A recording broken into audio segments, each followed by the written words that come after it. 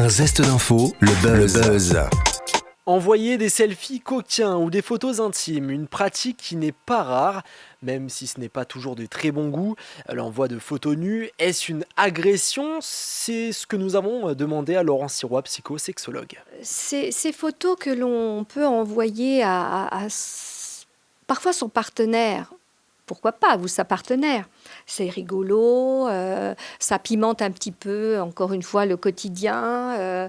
C'est le petit clin d'œil dans la journée quand on n'est pas ensemble. Le couple qui est consentant, à qui que ça amuse, pourquoi pas. Maintenant, il est évident que si c'est adressé à une personne qui n'a rien demandé, qui n'est même peut-être pas en couple ou pas encore avec une autre personne, là je dirais que oui, c'est quand même agressif, c'est une violence, c'est quelque chose qui vient atteindre l'intimité, qui est un phénomène d'intrusion, vous voyez, dans l'intime de l'autre, et que l'autre ne peut refuser, peut à la fois le refuser, mais le vivre très mal, comme une intrusion, peut-être comme une violence. Dans violence, il y a viol. Hein. Donc je n'ai pas à imposer quelque chose à l'autre, et je n'ai pas à être imposé par l'autre d'une image, d'un mot. Parfois, il peut y avoir des mots aussi qui peuvent être très crus et très violents, très agressifs. Donc, montrer son sexe, montrer ses seins, oui, d'accord, ça va être joli.